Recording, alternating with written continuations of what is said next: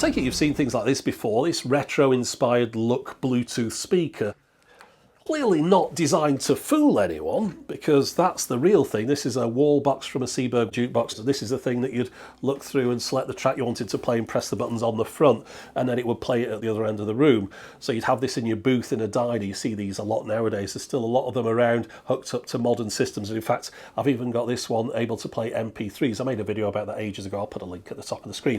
The reason this is here, though, is because I wanted to talk about this category, because I've got something very strange to show you today. Unique, really.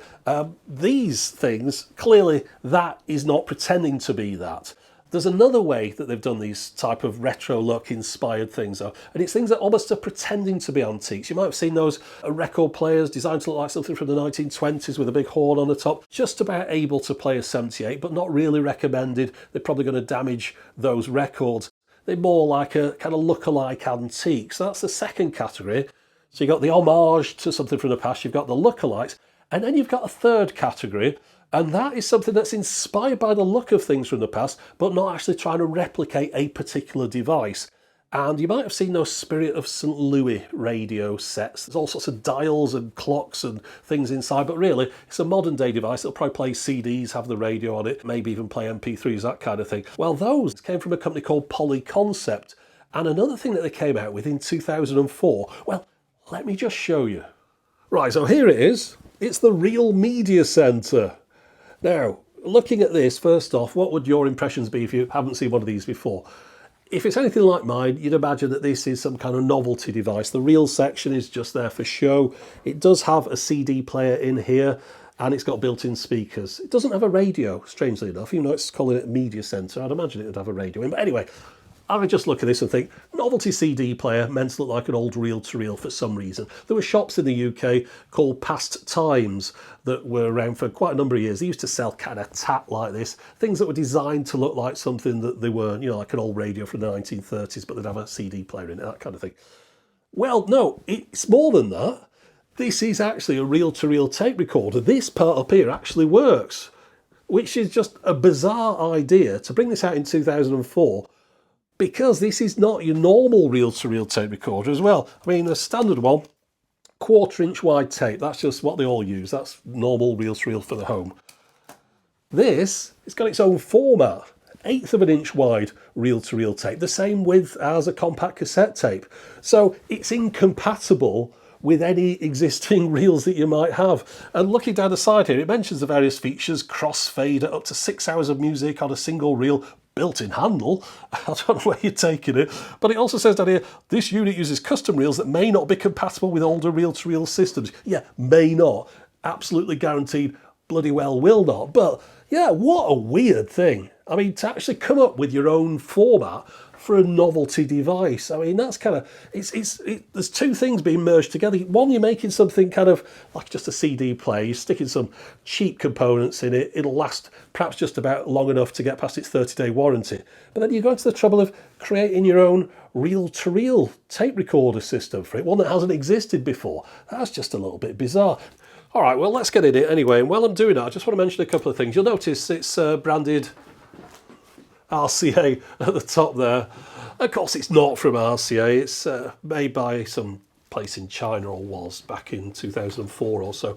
The RCA brand by that point is one of them zombie brands. You know, you get them a lot on these old kind of retro things, trying to evoke names from the past. It was actually owned by Thomson, the French company at the time, well, from 1987 onwards, and at the time this thing was licensed out to Polyconcept. Polyconcept did loads of licensed things, you know, like M&M and Coca-Cola, all sorts of kind of cheap electronics, badged up with some other name on them. One thing about this, the tapes, they were just unique to this device. So I've seen these for sale before with no tapes. Completely pointless. I mean, unless you want to start threading your own, but even then you'd have to find the right width of spools. So fortunately we do have some tapes in here. Now when you bought these, you would order your next set of tapes from Polyconcept. So of course once that company disappeared, that was the end of these. But yeah, 1/8 of an inch wide, reel-to-reel tapes. Now that's a take-up reel and that's a tape reel, so it looks like I've got one to demonstrate this with, which should be sufficient. I'm hoping it's going to work. Now, a chap who sent me this Came from the US, got it on eBay. I'd had a eBay search on this. Hold on, let me just lift it out. There we go. I'd had an eBay search looking for one of these for a few years because it's just such a bizarre thing I had to get hold of one. Not that it's going to be good, just that it's like unique. And the chap sent it to me. I gave him feedback on eBay, packaged it well and everything. And he then got back in touch and said, sorry to like ask, but I just had to know, are you the chap with the, I didn't say chap, but he said, are you the bloke with the YouTube channel Techmoan? Now, obviously, he's added 2 and 2 together there, because who else in the UK called Matt would want something this stupid? So, yeah, I spoke to him again. He said he got it from an estate sale. And, in fact, while he was waiting for the estate sale to open, he was sat outside in his car and he was watching some of my videos beforehand. So that's a bit of a coincidence. He's into this old stuff, which is no doubt why he picked it up. I say old stuff, I mean 2004, but still. So, yeah, I mean, it's made of wood, it's not plastic, it's quite hollow feeling. So these kind of vents on the side, I presume that's the speakers, or maybe even at the back here. So what we've got in here, we've got auxiliary 1, auxiliary 2, and a line out. So we've got 2 RCA stereo inputs on the back and a line out. Now, if you look at the front of the CD drawer here, you can see the protective tape is still there. So it shows that this thing has never been used, which is probably not unexpected. I'd imagine this is the kind of thing that would have been advertised on one of those shopping channels on the TV. And then somebody got a little bit giddy when they were told that quick, there's only a certain number left, they're going quickly, there's a special discount on, this is the last chance you'll get to buy one, and quick, and they dialed up, and then it arrived and they thought, no, I don't want that anymore. I get much the same feeling with a lot of Kickstarters nowadays. Turns up and you think, yeah, that's what I wanted 2 years ago, but I'm not interested now. Anyway, whatever the reason, it was shoved in the box, they had a look at the top, they closed it up again, and perhaps stuck it in the attic. So yeah, nobody's ever even turned this thing on. Okay, well the first thing to find out is whether or not it works. So I've got a step-down power transformer here and a light's come on the front, which is a good sign. Pity it doesn't have a radio. I'll just try that first of all. So I think what we need to do, we'll just put a CD in here because that's going to be the easiest thing just to test it out. Okay, let's turn it on. Oh, right, it's looking for a disc. That's good. Now let's hope it's able to play a CDR. I'd imagine it would be, given its age, but we'll find out if it can play anything. Oh, that's a noisy draw. Just have a listen to that. Ah, good. It's showing the tracks and the time. So where's play on here? All the buttons look identical. Where's my volume control? Is it that one? Oh, right.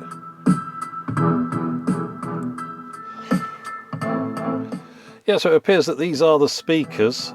Does sound very boxy, but I mean, I'm not expecting hi-fi here. I didn't get it for that.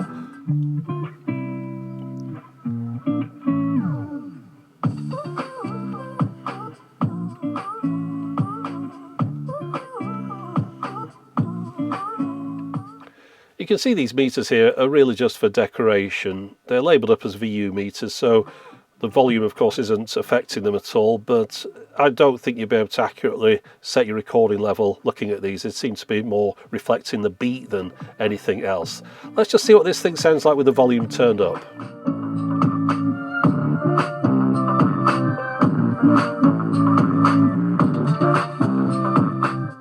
Yeah, it gets a bit messy at reasonable volumes, and with these speakers being on the side, the audio just seems to be going over there somewhere. It's not facing me, but you know, I mean, it's a novelty. I'm not fussed about that. Let's put the tape on and see if we can get that part of it to work. Okay, I'll just put this take-up spool on first, and then we'll move on to the one with the tape on it. And how do these fit on here? Yeah, there's no kind of clamp. Normally a reel-to-reel would have some kind of method of clamping the tape on. How does this work? Ah, I don't know if you can see that. Probably not. Inside the centre part here, there are 3 springs there, and on the end of them there's a ball bearing. So there's 3 parts there that then catch on a ridge on the back of here. So once you push them on, it holds it in place.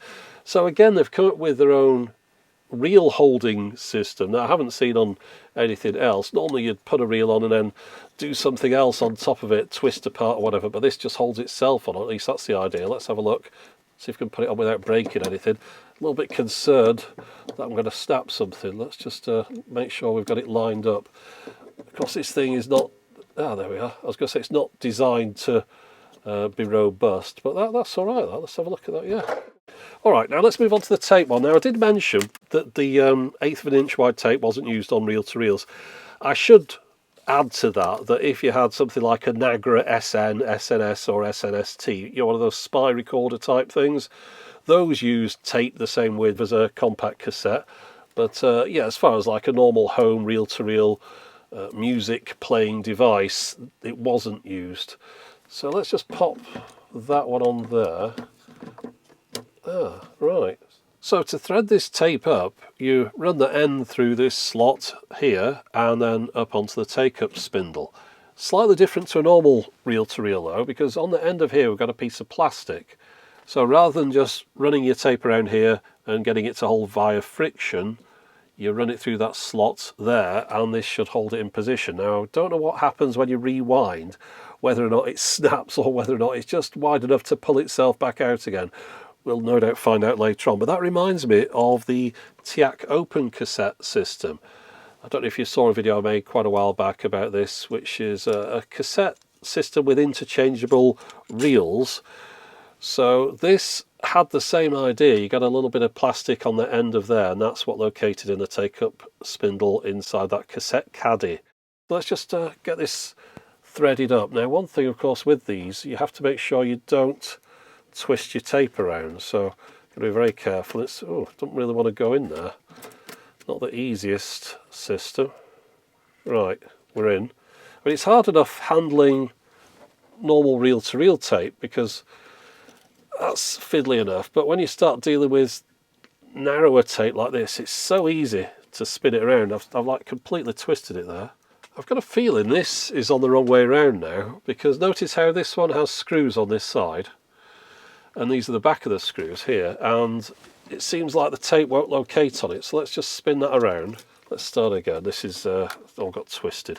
This is giving you the true reel-to-reel experience though, so it's all part and parcel of it. You can see why a lot of people got fed up with reel-to-reels and the cassette took over.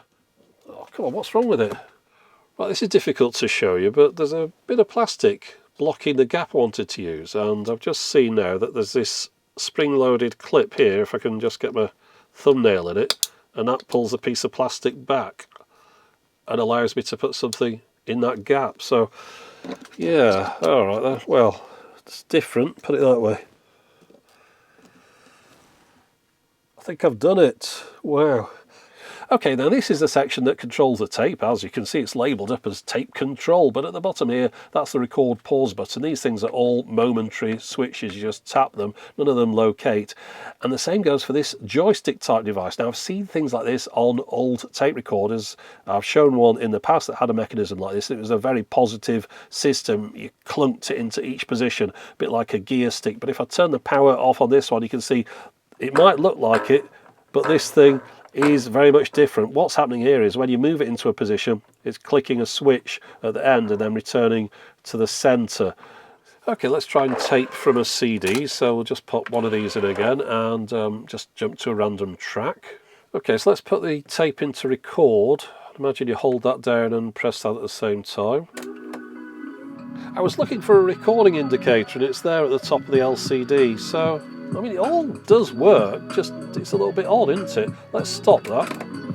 And we'll stop the CD as well.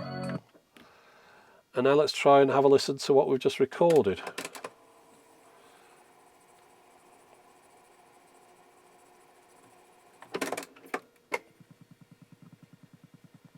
And there's nothing there. What have I done wrong? Well, there's nothing on that tape, so it looks like I've got to resort to the instruction manual to figure out how to use this thing. I mean, I've used plenty of things over the years, and normally it's just obvious, but with this one, everything's a little bit strange. So let me read through here, and then we'll have another go. For a moment then, I thought there might be some kind of copy protection thing. You know, they didn't want you to record from a CD, because the choice of the source here, I've got microphone, auxiliary 1 or auxiliary 2, and to record from the CD, apparently you have to set this monitor switch into the mix mode. I wouldn't have thought it was anything to do with the monitor switch, but anyway. And then we start the CD, and we'll just play a track here. And then we hold down the record button for a couple of seconds. Let's try that. I think last time I'd accidentally started the tape playing rather than recording. So you're supposed to just hold that down and then it'll record. So let's just stop there. And we'll just rewind a little bit and see if that's recorded.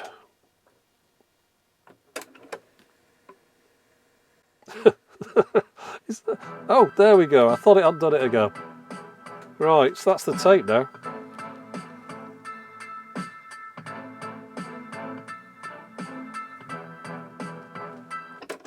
Well, it's working. There's just one little experiment I want to do. I notice here it says hours left and hours played, and hours played goes up to 3. You'll remember on the box it mentions you can record for up to 6 hours. That indicates to me it records on both sides of the tape. Of course, there's no auto-reverse mechanism, so that involves taking the reels off and swapping them over. I've got to say the instruction booklet is no use at all in a lot of these things. It just skips past so much information. So it's just a matter of me testing this out. So I'll just record from the CD onto this side of the tape, spin it over, and we'll record something else on the other side.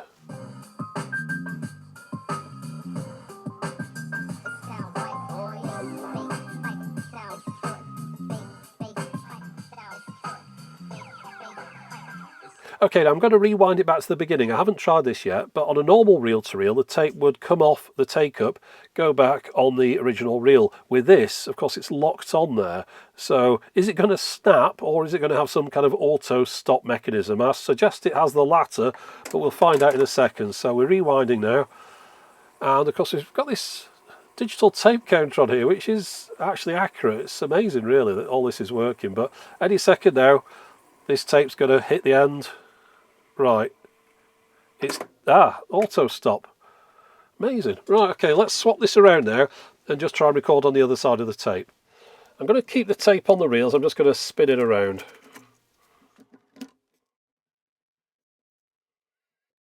I'm just wondering how I reset this tape counter. Do I go into perhaps auxiliary and then back to tape again and it'll go back to 0? Let's just have a look.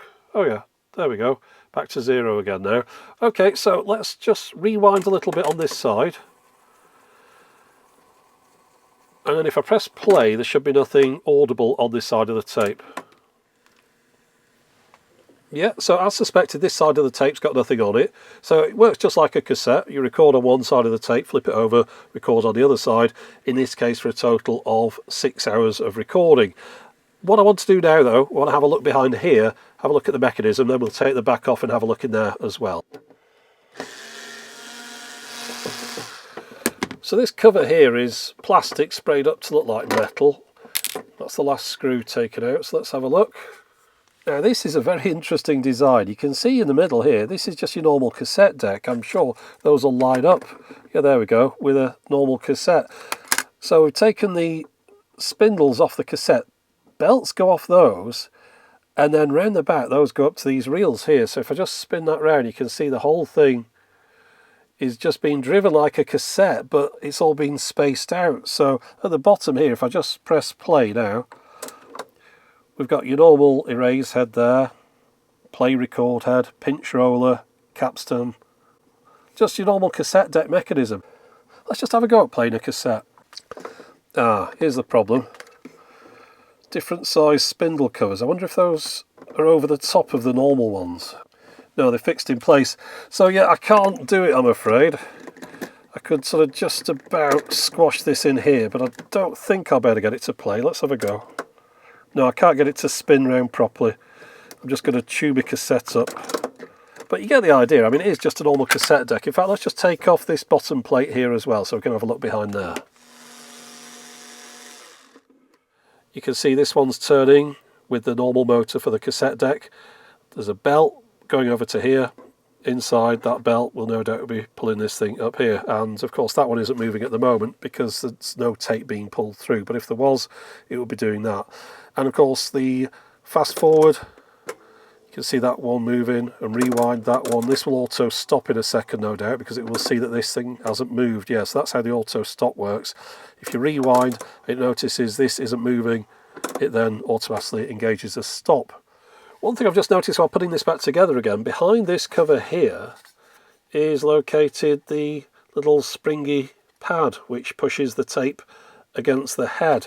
Of course, that's the thing that's normally located inside the cassette itself at the bottom there, but because we've taken the tape out of the cassette, we still need to push the tape down, so they've put it in the top here. Anyway, just pop this back on, we'll have a look in the back.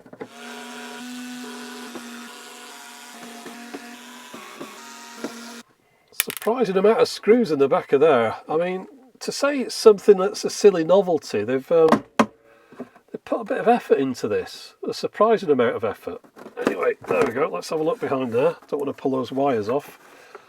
Okay, so as expected, we've got the belts that go from the wheels on the front up to the big spindles at the top. We've got those either side. On this one here, you can see we've got a reflective wheel. It's got sections on there, and there'll be an emitter in that sensor there that shines a light onto it, and a receiver, and when that stops receiving the flashes of light, that's what activates the auto stop. And notice also up here there's a solenoid, and that is to activate the braking mechanism. So it goes in the upward position so that the reels can spin, and then it can activate a brake when you press stop to stop the tape spooling out.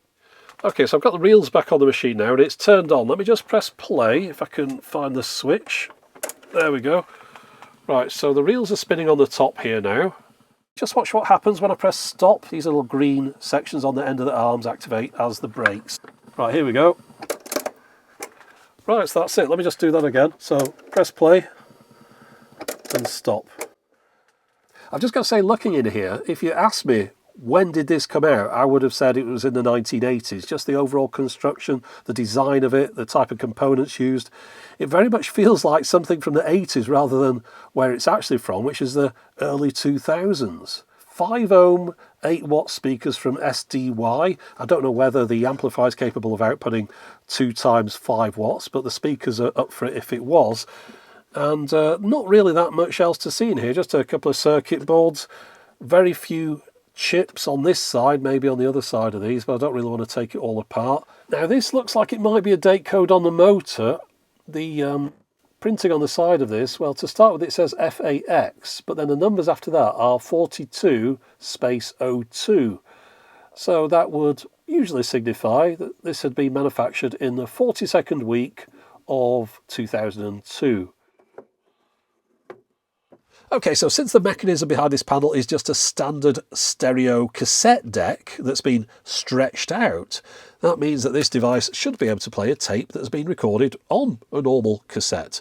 It'll be running at the same speed, so all we need to do is just to run the tape from this cassette through here. First off, let me just play you what I've got on the tape.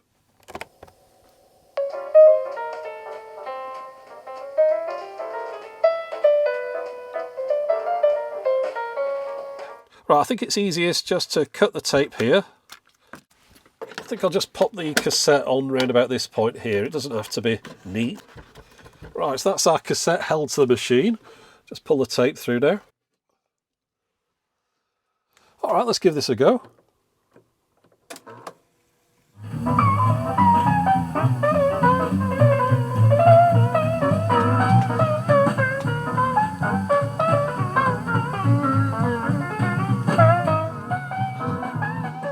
I never said it was going to sound good, but it does demonstrate the fact that the tape is running at the same speed. I can tell it's stereo. There's just a touch of wow and flutter here and there. I thought you might appreciate a direct feed audio demo, so I'm going to plug the headphone output into the camera. I'm going to play you a section of a track from this CD, and then I'm going to play it back from the tape that I recorded off the CD as well. So just have a listen.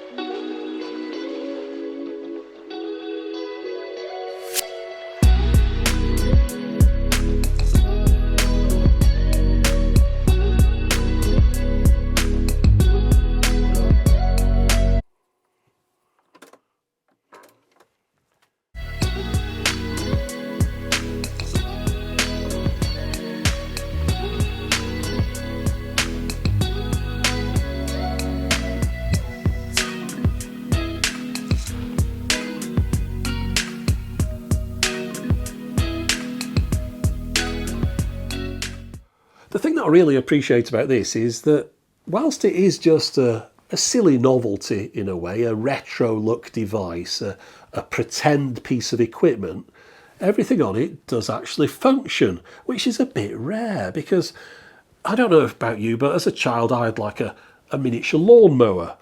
You wouldn't really have wanted to properly mow a lawn with that. It might have just picked up a little bit of grass or something. This is like the adult version of that.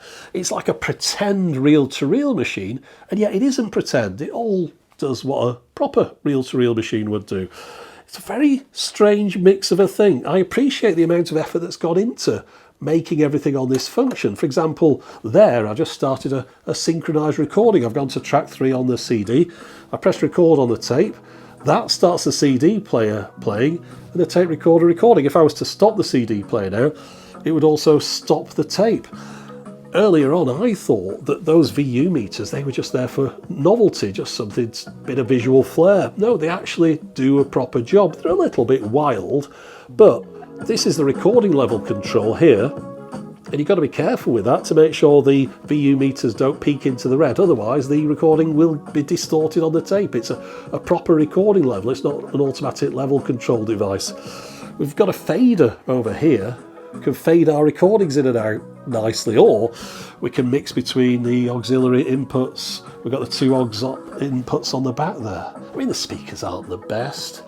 The tape recording itself isn't the best. I'm not saying this is a good device, but it's just somebody somewhere, some chap in Hong Kong by the looks of where these things were put together, has really sat there and had a think about how he can get all the things on this working for perhaps a minimal cost using a normal cassette deck mechanism, but he's got it all functioning, or he or she or they has got this device functioning, and everything on it actually does work.